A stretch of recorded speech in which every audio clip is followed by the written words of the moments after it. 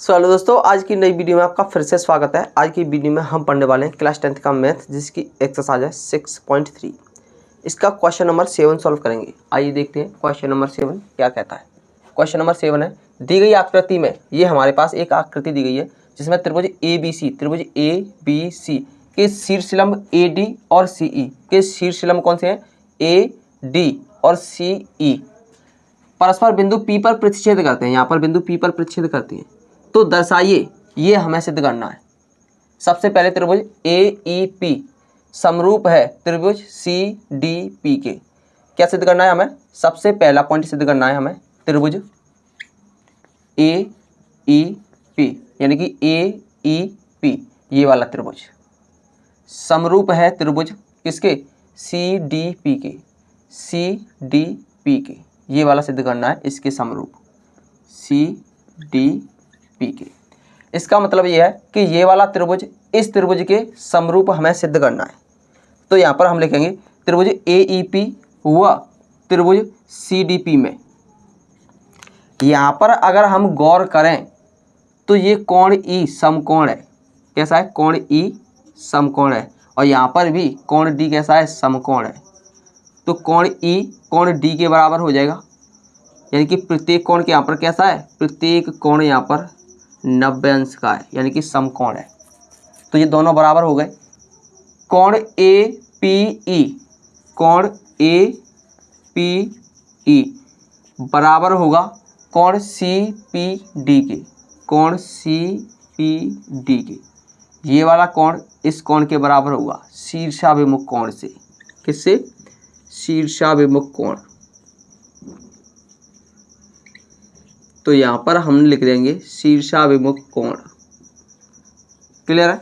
अब चित्र में देखेंगे कोण E कोण D के बराबर है और कोण P दोनों में शीर्षाभिमुख कोण से बराबर है, यानी कि एंगल समरूपता कसौटी से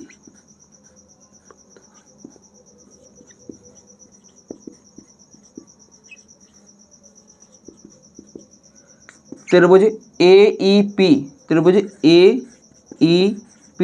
समरूप होगा त्रिभुज CDP के। त्रिभुज CDP के पहला तो सॉल्व हो गया। अब यहाँ पर अगला देखेंगे दूसरा वाला क्या कह रहा है? त्रिभुज ABD यानी कि ये वाला त्रिभुज ABD वह त्रिभुज CBE तो लिखेंगे त्रिभुज CBE।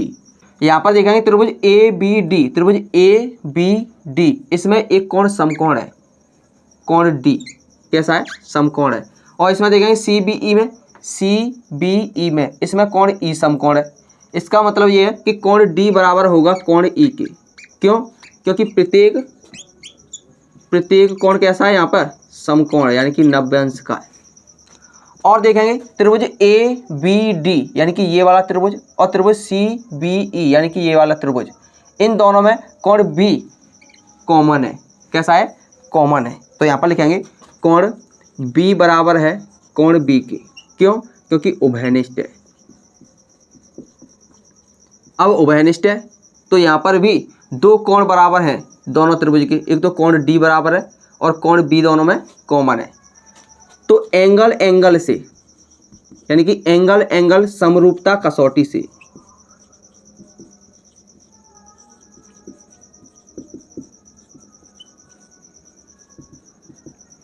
त्रिभुज ABD समरूप होगा त्रिभुज CBE के। ये भी सिद्ध हो गया। अब देखेंगे इसका नेक्स्ट पार्ट, त्रिभुज AEP लिखेंगे त्रिभुज AEP वह त्रिभुज ADB में सबसे पहले देखेंगे त्रिभुज AEP इसका मतलब ये है कि ये वाला त्रिभुज वह त्रिभुज ADB में यानी कि ये वाला त्रिभुज। यहाँ पर देखेंगे दोनों में कोण A, इसमें भी कोण A आ रहा है और इसमें भी कोण A आ रहा है, यानी कि कोण A दोनों में कैसा है? कॉमन है। इसका मतलब ये है कोण ए बराबर है कोण ए से, उभयनिष्ठ है। कैसा है? उभयनिष्ठ। तो यहाँ पर लिखेंगे उभयनिष्ठ। क्लियर है?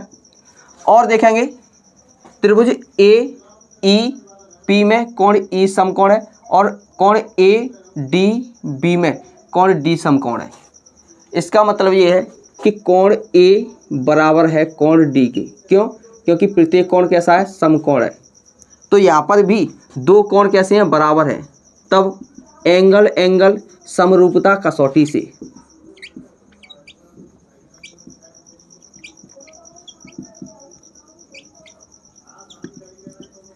दोनों त्रिभुज कैसे होंगे? समरूप होंगे। तो लिखेंगे त्रिभुज ए ई पी समरूप होगा त्रिभुज ए डी बी के। अब इसका लास्ट क्वेश्चन देखेंगे। लास्ट क्या कह रहा है? लास्ट क्वेश्चन है इसका त्रिभुज पी डी सी, त्रिभुज पी डी सी व त्रिभुज बी ई सी व त्रिभुज बी ई सी में। तो सबसे पहले देखेंगे त्रिभुज पी डी सी में, त्रिभुज पी डी सी में। इसका मतलब ये है कि इस वाले त्रिभुज में यहाँ पर सबसे पहले हम समकोण देखेंगे। एक कोण समकोण है। दूसरा त्रिभुज है बी ई सी, दूसरा त्रिभुज है बी ई सी। इसका मतलब ये है कि ये वाला त्रिभुज, इसमें कोण ई समकोण है, यानी कि सबसे पहले कोण डी कोण ई के बराबर है। कोण डी कोण ई के बराबर है। क्यों? क्योंकि दोनों कोण कैसे हैं? 90 अंश के। और दोनों में कोण सी कॉमन आ रहा है। तो लिखेंगे कोण सी बराबर है कोण सी के। क्यों? क्योंकि उभयनिष्ठ है दोनों। कैसे हैं? उभयनिष्ठ है।